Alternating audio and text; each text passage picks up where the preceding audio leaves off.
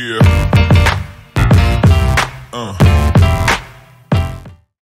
Salut les triathlètes, j'espère que vous êtes en forme. On se retrouve aujourd'hui pour un nouvel épisode du podcast Devenir triathlète X Open Tri et aujourd'hui on vous emmène à Strasbourg pour un portrait de triathlète. Alors pas pour parler de chrono, ni de record, ni de qualification pour les championnats du monde, non, pour parler d'un sujet autre, essentiel, l'inclusion dans le sport. Notre invité, Denis Laurent, c'est le directeur de l'ASPTT Strasbourg, un club avec 4200 adhérents, dont une centaine de personnes en situation de handicap.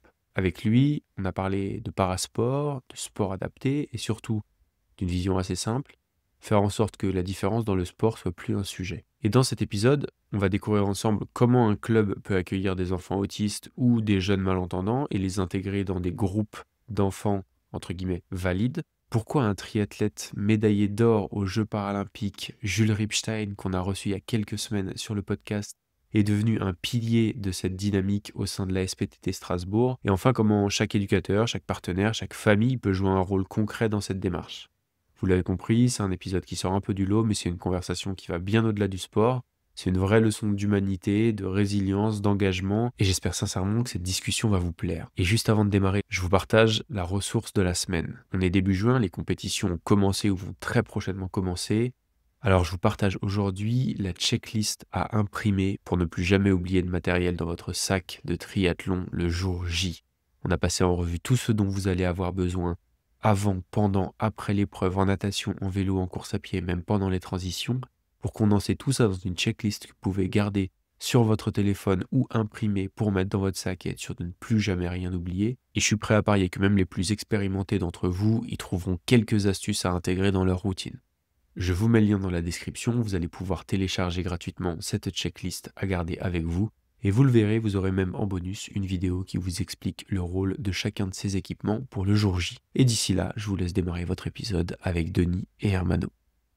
Salut les sportifs, c'est Hermano et je suis très heureux de vous recevoir pour un nouvel épisode du podcast Devenir triathlète X Open Tri. Encore un épisode où je suis tout seul, mais Charlie revient. Je vous promets, il ne vous a pas oublié. On a juste des plannings hyper chargés.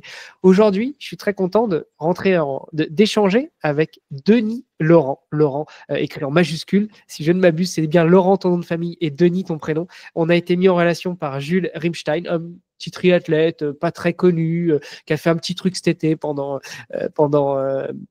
une petite réunion, une petite campagne sportive en France. Enfin bref, allez, trêve de plaisanterie. Je suis donc très heureux de tendre le micro à Denis Laurent. Salut Denis. Salut Hermano. Comment vas-tu? Ça va bien, merci. Merci de nous donner la parole.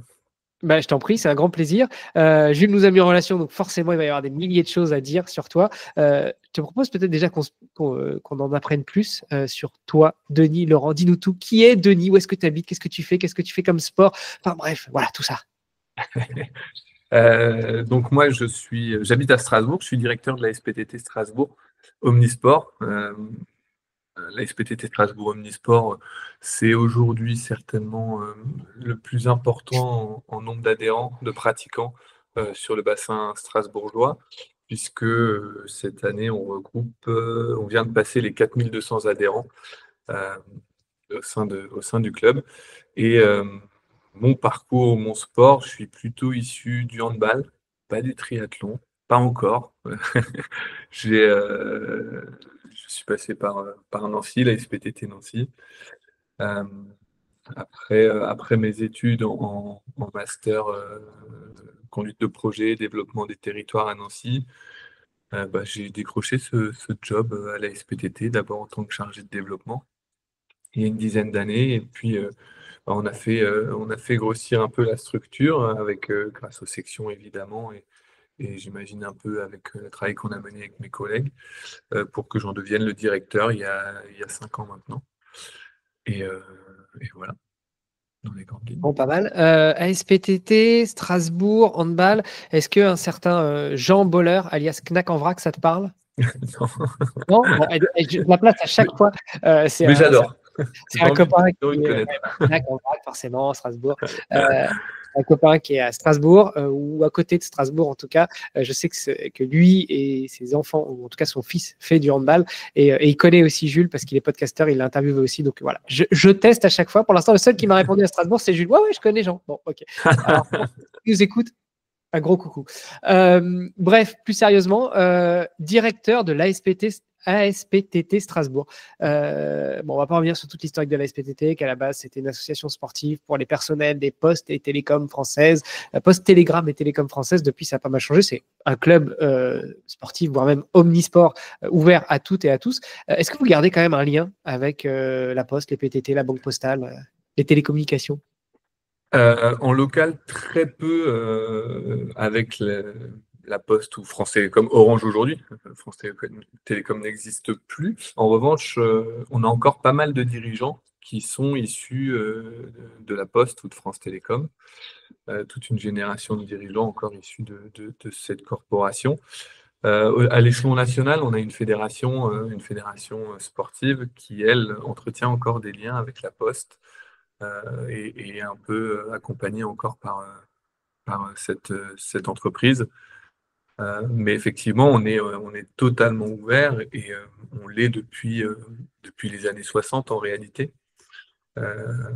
Et tout pratiquant, souhaitant faire un peu de sport est libre de venir chez nous. On est une asso comme les autres, avec les mêmes conditions que les autres.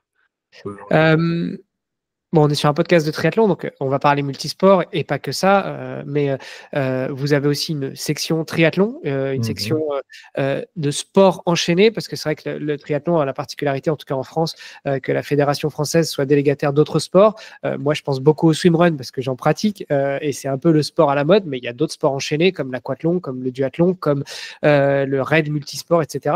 Tout ça, c'est des sports aussi que vous pratiquez, que vous proposez à la SPTT dans le cadre d'une licence FF3 ou dans le cadre d'autres activités? Et alors, exactement, on a la section triathlon, qui est une section qui grossit chaque année. On a d'ailleurs recruté notre premier entraîneur professionnel cette année, qu'on a formé d'abord en DE. Donc, cette section, elle a été créée par Patrick Poulet, qui est un nom assez connu dans le triathlon. Il y a maintenant, alors je ne veux pas dire de bêtises, au moins 20 ans, peut-être même plus. Ils nageaient chez nous avec la section natation et ils ont eu l'idée de créer cette section tri. Et c'est du coup une section à part entière qui fait partie chez nous. On a quatre sections fléchées identifiées au niveau, dont le triathlon, puisqu'aujourd'hui, l'équipe masculine et l'équipe féminine sont en D1 de duathlon, donc en discipline enchaînée. Et on a également Emma Vasser qui vient de faire le titre de championne de France là en duathlon il y a quelques semaines et qui part aux Europes. Bon, des belles références. Jules m'avait mis en relation avec toi parce que dans le cadre du podcaston, donc je le rappelle, c'est une initiative pour mettre en avant des causes caritatives par les podcasteuses et les podcasteurs. Ça se passait du 15 au 22 mars. On n'a pas réussi à se coordonner à ce moment-là. J'étais malade, tout ça. Bon, bref, c'est pas de ta faute, c'est de la mienne. Malgré tout, ça me tenait quand même à cœur de te tendre le micro. Et Jules, je lui avais demandé s'il avait des gens à me recommander, vu que Jules est un para-triathlète mondialement reconnu, olympien, et donc il m'avait dit de voir avec toi. Donc le sujet du jour, au-delà de toi, ta pratique, ça va être aussi de parler handisport. Comment est-ce que l'ASPTT de Strasbourg justement se développe, se démarque, s'implique dans le parasport, handisport? J'avoue que sur les termes, je suis perdu. On parle de paratriathlon, on parle de handi-truc, de machin. Peut-être que tu vas pouvoir nous faire un petit rappel d'ailleurs là-dessus. Ça a un peu changé et ça a un peu évolué d'ailleurs. Les termes évoluent toujours un peu en permanence, mais en fait, ce qu'il faut bien distinguer, pendant longtemps, il y a eu deux branches, c'est-à-dire qu'il y avait le handisport, qui a sa fédération handisport, et il y avait le sport adapté qui est orienté sur la déficience intellectuelle et au psy. Et ce sont deux fédérations bien distinctes.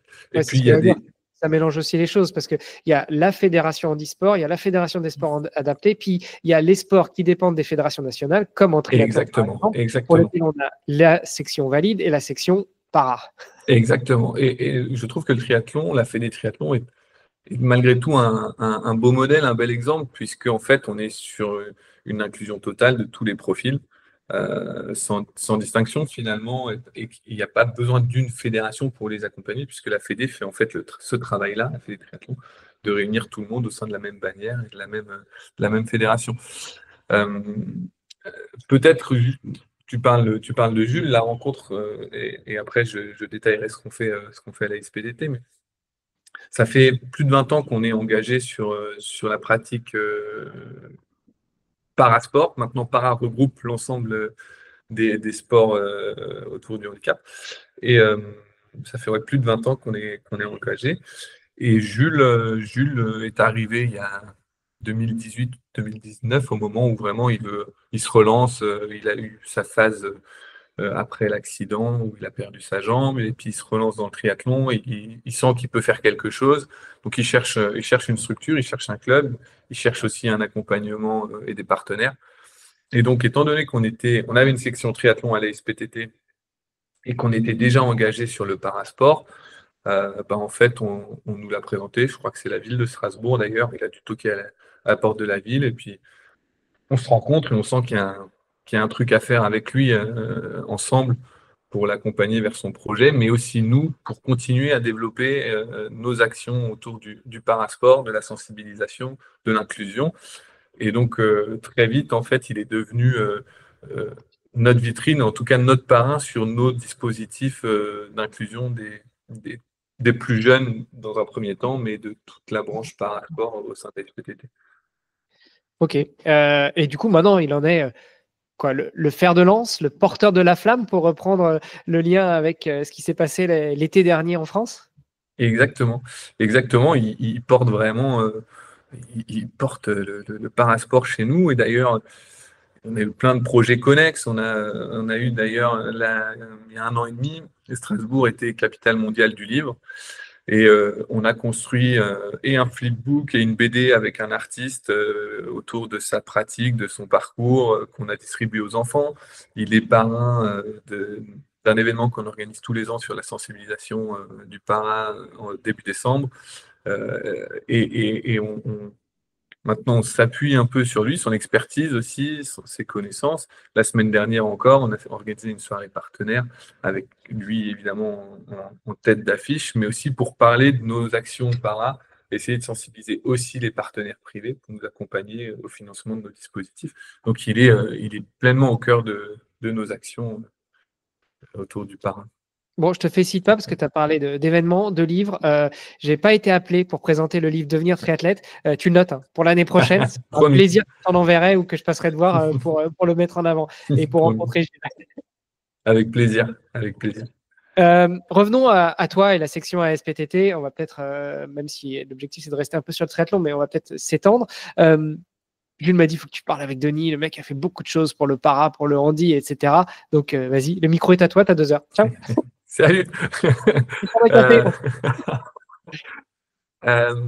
Ouais, alors on essaie de faire encore pas mal de choses. L'idée globale, en fait, c'est que on entend beaucoup inclusion, avant c'était intégration.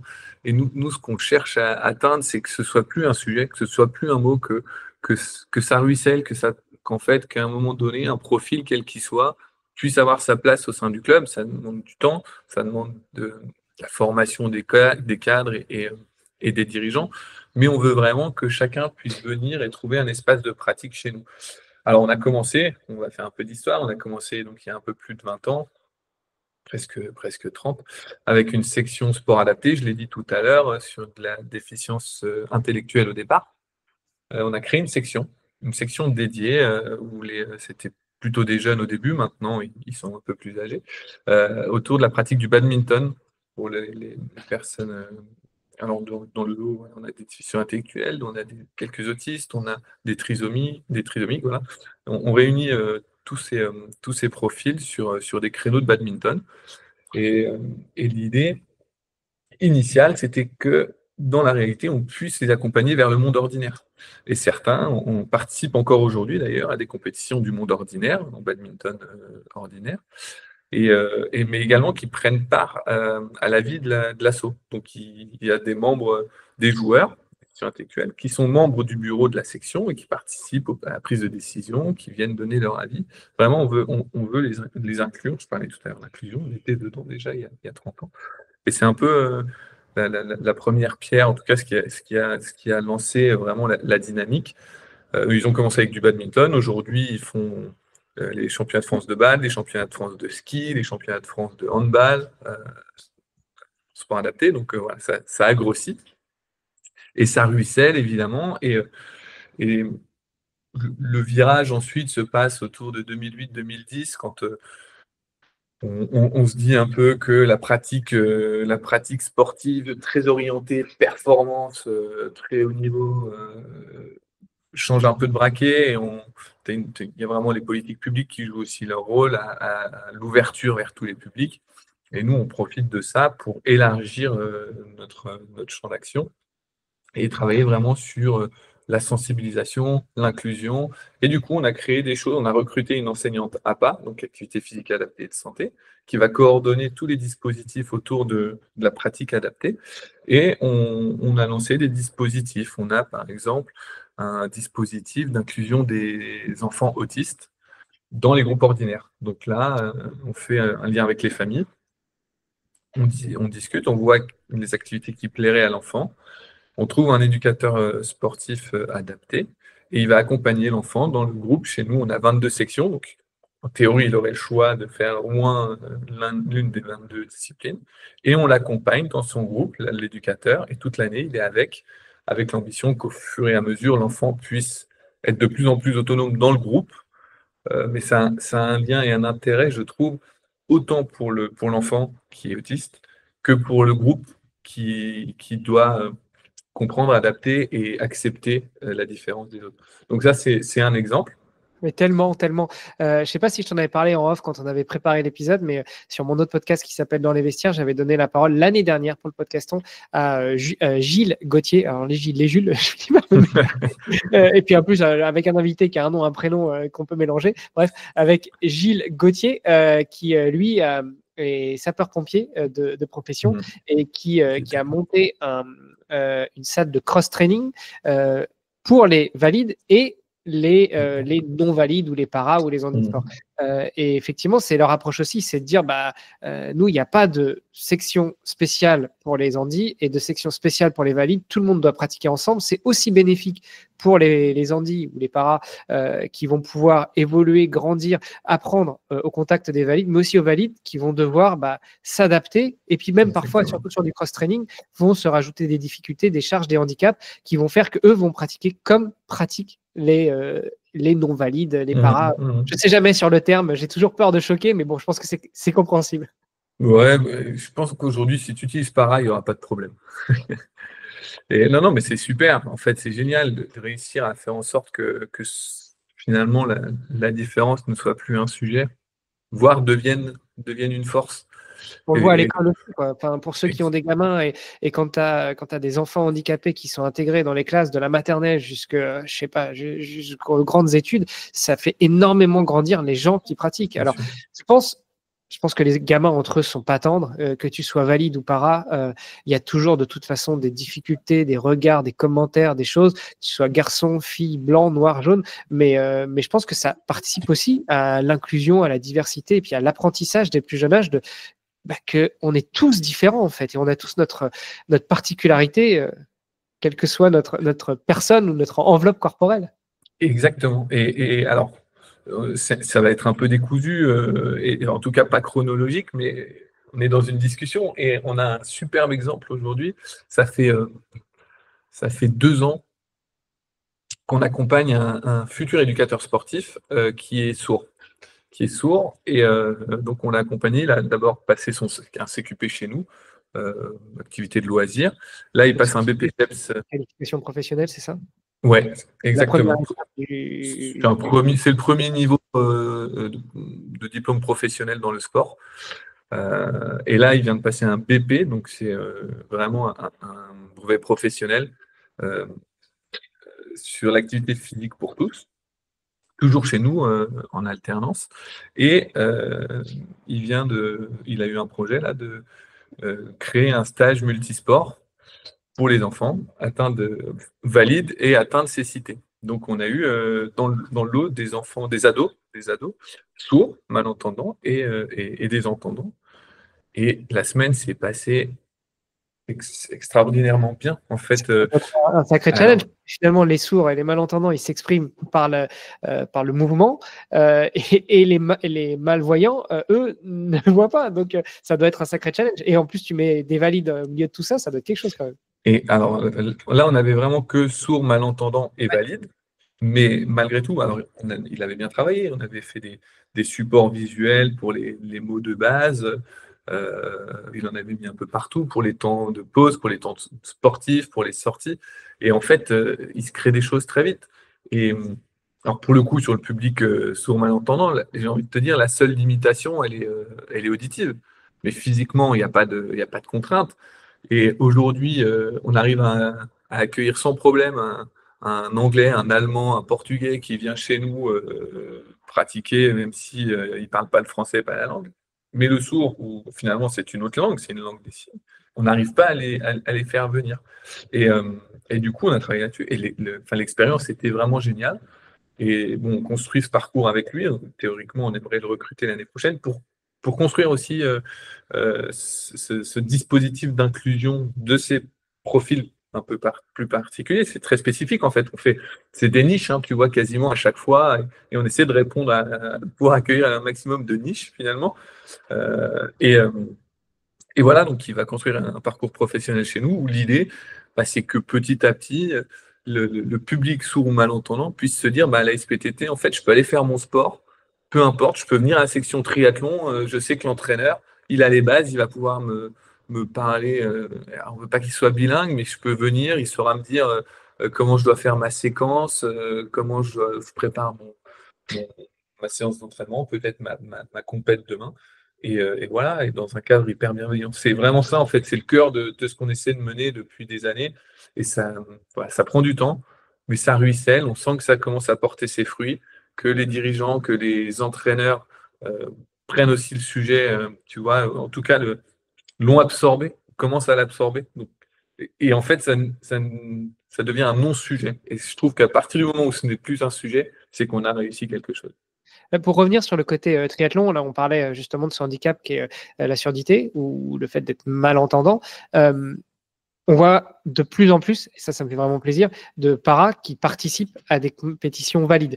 En triathlon, c'est tout à fait envisageable. Moi, je me souviens, j'ai commencé le triathlon en 96. En 96, il y avait déjà quelqu'un qui avait, dans notre club au Rouen-Try, qui avait des problèmes au niveau des jambes et au lieu de courir, il faisait du handbike. Donc, on avait déjà, à cette époque-là, commencé à intégrer des paras avec les valides. Sur le côté malvoyant, voire malentendant, ça paraît plus difficile de les intégrer avec les valides parce qu'il y a un problème de sécurité. Un malvoyant, bon, on imagine très bien, de toute façon, en vélo, il faut que ce soit du tandem, donc c'est pas forcément adapté sur une compétition pour les valides. Un malentendant, bah, il peut y avoir un problème sur la route en vélo et il faut qu'il puisse être alerte, entendre d'autres compétiteurs qui arrivent, une voiture qui arrive, etc. Est-ce que malgré tout, pour rester sur ce sujet du triathlon, par exemple, tu me disais, un enfant qui vient, vous parlez avec les parents, il a le choix sur les 22 sections de pratiquer le triathlon. Est-ce que vous allez, peut-être pas l'inciter, mais en tout cas essayer de tout mettre en œuvre pour que lui puisse participer aux côtés des valides, ou vous lui expliquez que malheureusement, son handicap, quel qu'il soit, mais j'avais pris l'exemple de la surdité, va l'empêcher de concourir aux côtés des valides? Notre ambition, c'est qu'ils puissent participer dans les valides. Le problème, il est du côté des valides. Si on n'est pas capable d'aménager, de préparer la course, la compète, l'entraînement pour les publics, c'est finalement pas le problème du parasportif. L'exemple que j'ai pour ça, c'est que justement, notre éducateur, notre futur éducateur qui est en formation, avant d'entrer en formation, il y a des tests à passer, notamment le test de Duc Léger. C'est celui-là où il y a les bips, je crois, de mémoire. Ça fait longtemps que je n'ai plus fait de test, mais c'est le léger où il y a les bips. Bah, Ouais, je me souviens pas. première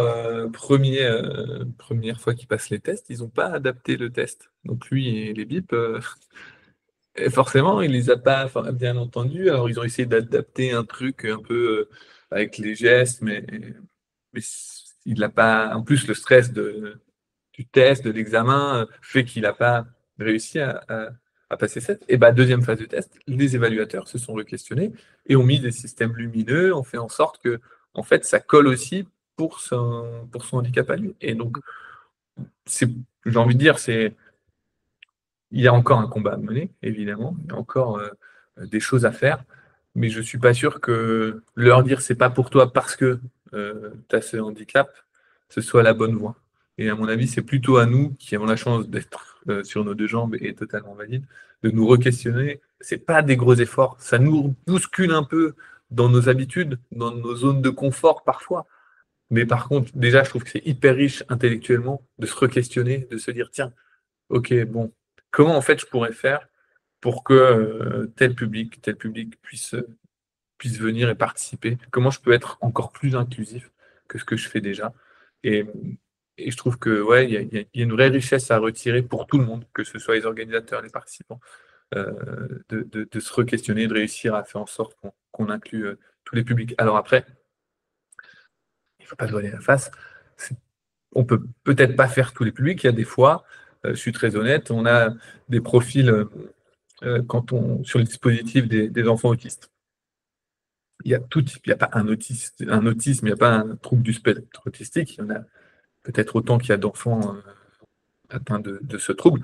Bon, au final, Bah, tout comme il y a autant d'handicaps qu'il y a de personnes vivant sur Terre. exactement. Parce que quelqu'un à qui il manque une jambe droite, bah ok, mais il n'a peut-être pas le même niveau d'handicap que Jean-Pierre ou Martine ou Bien Jean-Louis, sûr. à qui il va manquer aussi la jambe droite, mais peut-être pas coupé au même endroit, peut-être pas les mêmes douleurs, peut-être pas les mêmes douleurs fantômes, etc. Enfin, on a quelque part un handicap qui n'est pas le même que celui du voisin, quoi. Exactement. Mais là où je vais en venir, c'est que il y a aussi des fois, bah, on reste une asso, on est avec nos moyens. Il y a des fois où on le fait, hein, on est capable de dire à la famille, malheureusement, nous ne sommes pas capables dans notre configuration actuelle, nous ne sommes pas capables d'accompagner votre enfant en sécurité, pour lui, pour les autres. Et, euh, et en fait, ça s'explique très bien. Et ça ne veut pas dire qu'on ne sera jamais capable. Ça veut dire que là, on est face à une situation où aujourd'hui, avec les armes qu'on a, avec les effectifs qu'on a, on ne peut pas euh, l'encadrer, l'accompagner dans de bonnes conditions. Au risque de l'envoyer vers un échec, lui, l'éducateur, la structure, la famille. Et je pense qu'il vaut mieux aussi éviter ce genre de situation, et les familles le comprennent très bien. C'est juste que voilà, ça nous re-questionne, et peut-être que en continuant de travailler, en continuant de renforcer aussi l'équipe qu'on a autour de nous qui se forme, bah, demain, c'est pas aujourd'hui, c'est peut-être demain, ou peut-être une autre structure qui entend parler de ce qu'on a fait et qui a peut-être d'autres ressources, va peut-être pouvoir accueillir ces enfants-là. Voilà, c'est très utopique de dire on va pouvoir prendre tout le monde, accueillir tout le monde, mais je pense qu'on doit tendre vers ça. Et est-ce que des situations comme ça ont créé des vocations, alors, soit en interne, soit typiquement des parents à qui tu as pris le temps d'expliquer. Alors, on parle des parents parce que c'est vrai que c'est très parlant, mais je pense que vous avez la même situation avec certains adultes para qui viennent vous voir et qui vous disent bah, je suis désolé, mais là, à l'heure actuelle, on n'a pas la structure, on n'a pas les moyens, ce serait te mettre en danger ou mettre en danger les autres, donc on ne pourra pas. Est-ce que ça a créé des vocations avec des gens qui sont OK, bah, vous ne le faites pas, mais moi, j'ai X temps par jour, par semaine, par mois à consacrer. Et si on développait ça ensemble, est-ce que c'est déjà arrivé? Euh, Honnêtement, non, pas de cette manière-là. On a du temps donné euh, épisodiquement, mais finalement, et c'est tout ce qu'on cherche à atteindre, finalement, comme dans une asso classique. C'est-à-dire que bah, tu vas avoir la famille, le papa, la maman, l'oncle, on s'en fiche, qui dit bah, moi, je vais vous filer un coup de main sur le temps d'entraînement pour ranger le matos. Enfin, tu vois, exactement ce qui se produit aussi dans tous les clubs. Des parents un peu qui viennent dirigeants ou accompagnateurs de l'équipe de triathlon de son gamin, bah, on retrouve un peu ce phénomène-là aussi. Mais, et ça c'est vrai que c'est aussi parfois ce qu'on cherche à atteindre, on en a beaucoup entendu parler, notamment l'année dernière, sur le répit, sur les accompagnants justement des familles de personnes malades ou handicapées. Et le temps où nous, on peut prendre en charge l'enfant 1 heure et demie, peut-être dans la semaine, ou 2 fois dans la semaine, c'est un temps aussi quand la famille sait qu'il est en sécurité sur une activité qui lui plaît, un temps où la famille peut se consacrer à elle, se reposer, faire autre chose, peut-être faire son sport aussi, parce que euh, on a une école d'éveil multisport, par exemple, où on accueille des enfants autistes chaque année. Donc là, c'est une école 3-6 ans. Les enfants font leur sport. Donc, quand un enfant autiste est rentré dans le dispositif, il est accompagné par l'éducateur ou l'éducatrice dans le groupe ordinaire. Et en parallèle, on propose des séquences de sport pour les parents, du cross-training. Donc, ils peuvent déposer leur enfant et eux, ils ont 40-45 minutes pour faire aussi un peu souffler, évacuer, transpirer un peu à son rythme avec le coach qui est là ou la coach. Et voilà, on essaie vraiment de leur apporter cette forme de répit aussi. Cette bouffée d'air. Exactement, d'oxygène. Euh, pour revenir quand même à la question initiale, parce que c'est vrai que c'est un peu décousu, mais bon, si tu as écouté certains de mes épisodes, tu verras que c'est souvent comme ça. On est dans une discussion et je tire les ficelles au fur et à mesure où on avance. L'objectif, c'est que la pelote, à la fin, elle soit complètement démêlée.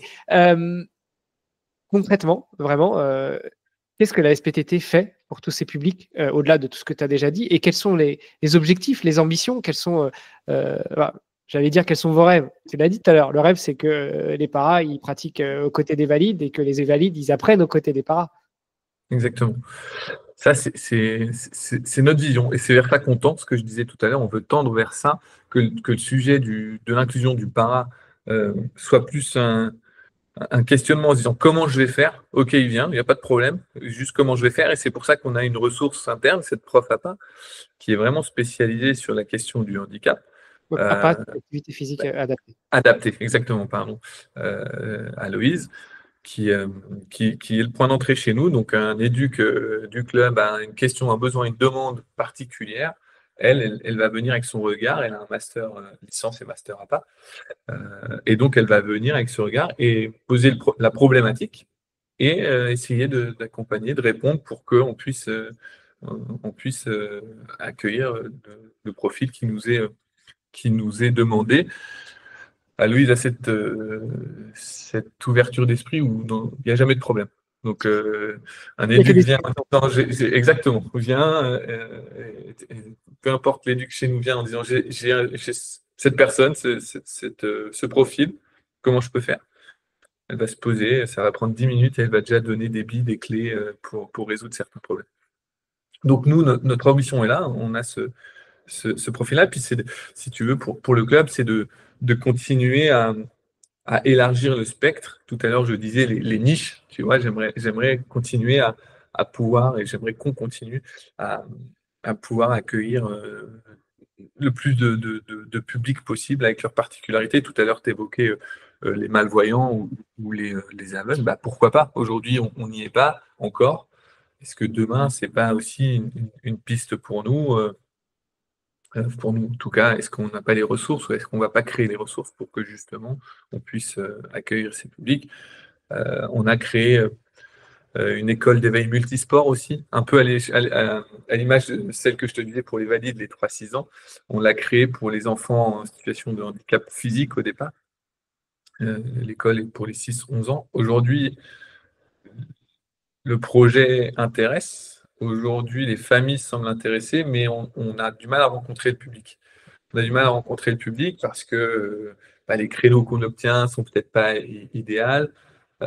Les contraintes familiales de ces enfants qui courent d'institution à l'école, aux établissements de santé dans la semaine, c'est toujours assez rythmé. On ne trouve pas encore la bonne alternative, le bon créneau, le bon emplacement, mais on y travaille parce qu'on est convaincu, par exemple, que pour ces enfants, rythmés par école quand ils ont la chance d'aller dans des établissements scolaires publics, établissements de santé, centres de réadaptation, nous, on veut pouvoir leur offrir aussi une expérience de club ordinaire.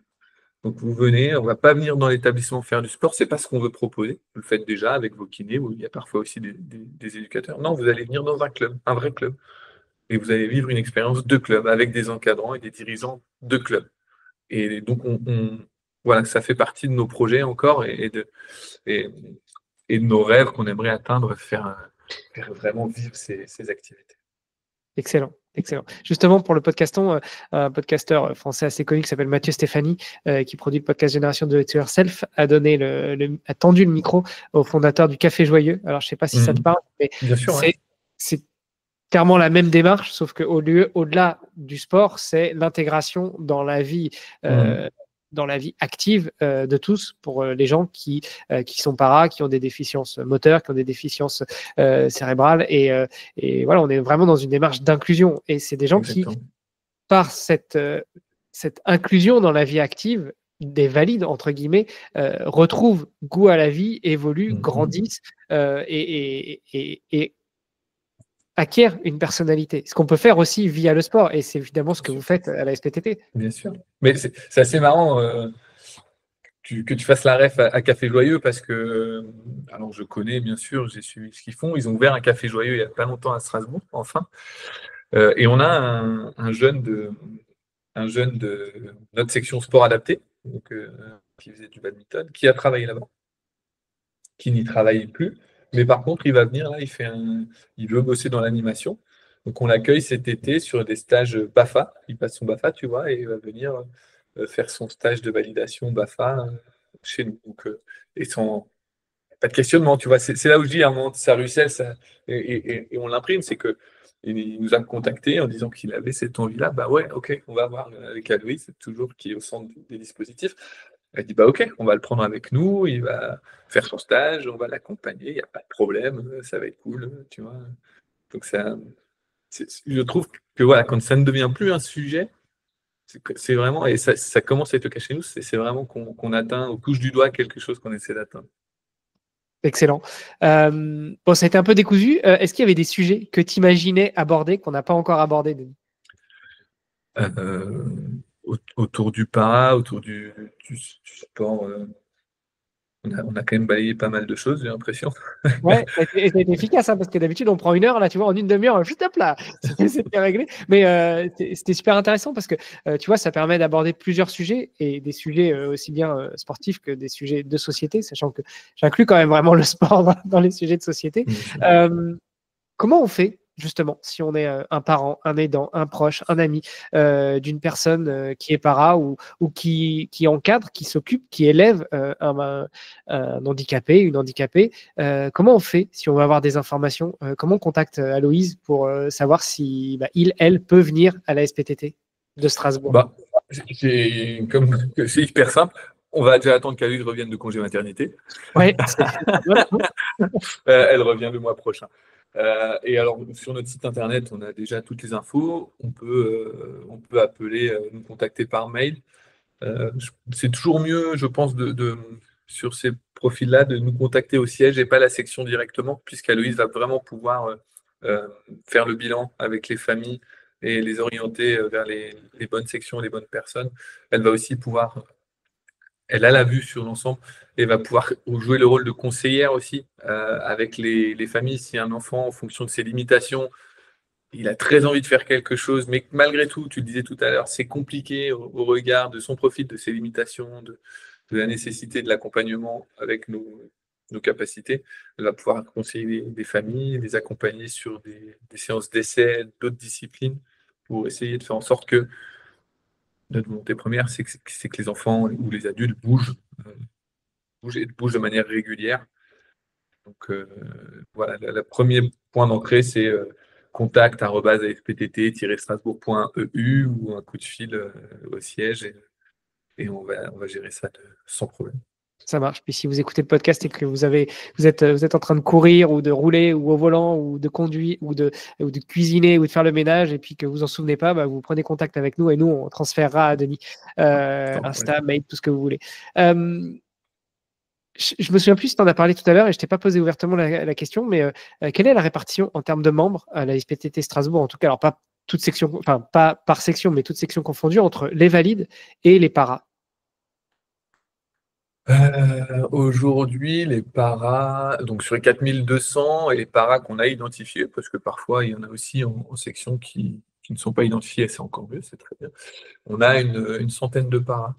Ok. Une centaine de paras sur les 4200. C'est pas Ouais. énorme. C'est pas Mais, énorme. et en même temps, Tu disais tout à l'heure un peu qu'est-ce que je voudrais dire ou qu'est-ce que. Le sujet pour nous aujourd'hui, c'est que celui qu'on essaie de mener en ce moment, c'est que tous ces dispositifs, aujourd'hui, sont plutôt subventionnés, tu vois, sur l'équilibre financier. Et quand on parlait d'inclusion, je disais qu'on veut que les enfants aient une expérience de club ordinaire. On veut que pour les familles, ce soit aussi au max le tarif d'un enfant ordinaire dans l'adhésion à l'inscription.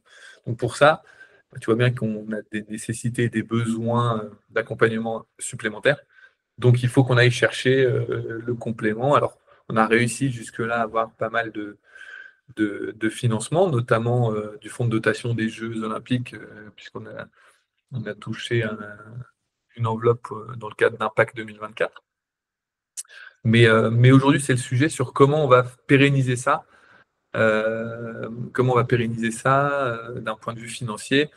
Donc, on essaie aussi c'est le sujet qu'on avait avec Jules la semaine dernière avec nos partenaires, de fédérer aussi aujourd'hui des structures privées prêtes à nous soutenir sur ces actions sociétales, solidaires. Aujourd'hui, il n'y a pas de privé, pas de partenaires privés qui nous suivent sur les dispositifs.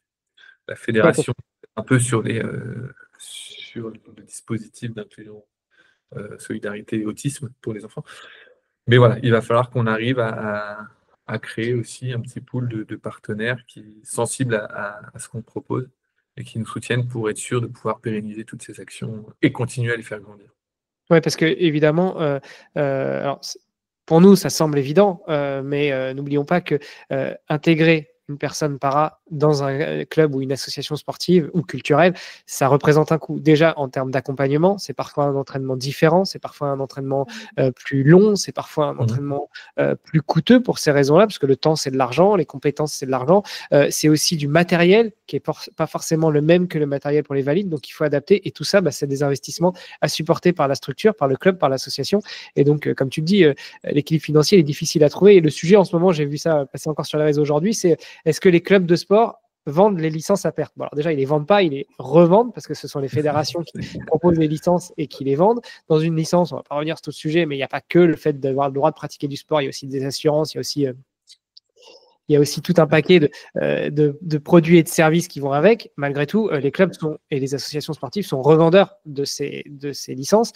Mais effectivement, un club, ça ne se contente pas de faire l'enveloppe, quoi. Ça met à disposition des infrastructures, des structures, des encadrants, des entraîneurs, des directeurs, des présidents, de l'administratif, etc. Donc ça, c'est un coût. Et quand on parle de para versus valide, le coût est encore démultiplié. Donc, comment on fait? Tiens, on a une bonne volonté, on a un peu d'argent, on veut mettre 100 balles, 500 balles, 1000 balles, 10 000 balles, en particulier une entreprise, comment on fait? Pareil, contact@asptt-strasbourg.eu. Ouais, ou moi directement. Moi directement, mais là, c'est vrai qu'en plus, on a un cadre associatif, donc pour ceux qui souhaiteraient nous soutenir, les particuliers ou les entreprises, il y a la réduction sur les impôts qui est de 66% pour les particuliers, 60% pour les entreprises, donc ce qu'ils vont donner peut être déduit de leurs impôts. Et par contre, ça accompagne une bonne cause, j'ai envie de dire. Et effectivement, les besoins sont plus importants. Tu vois, tout à l'heure, tu disais l'encadrement. C'est pas compliqué, hein. Sur le dispositif autisme, c'est un accompagnant pour un enfant, un pour un, et c'est grosso modo 20 € de l'heure. Alors, tu as des phases de bilan avant, tu discutes encore un peu, tu fais des bilans avec les familles après, tu as la coordination. Rien qu'en termes salariales, charges salariales, c'est déjà conséquent sur une année complète pour un enfant. Tu le multiplies. Tu vois, aujourd'hui, on refuse parfois des enfants parce que nous, on a une capacité d'accueil entre 5 et 10 enfants par an, alors que je pense qu'il y a bien plus. On refuse d'ailleurs les familles parfois parce qu'on n'a plus la capacité de les absorber. Et ça, c'est même terrible pour nous de se dire, en fait, on n'a juste pas l'argent pour accueillir ces gamins, alors qu'il y a des besoins, alors qu'on est dans le cœur de ce qu'on veut proposer. Et ça, c'est un déchirement à chaque fois. Bon, eh ben, écoute, je pense que le message est passé, est clair, hein. Tu l'as martelé, je l'ai martelé aussi. Maintenant, il n'y a plus qu'à attendre. Merci beaucoup, Denis, pour le contact que tu m'as donné. J'espère que vous aurez plein de nouvelles et nouveaux adhérents, des valides, des paras, et puis que ça fera grandir les rangs de la SPTT Strasbourg. Si on est ailleurs, tiens, si on n'est pas à Strasbourg, mais à Bordeaux, à Lyon, à Marseille, à Paris, à Toulouse, est-ce qu'il y a d'autres structures comme la tienne, que ce soit SPTT ou pas, mais qui accueille des paras? Oui.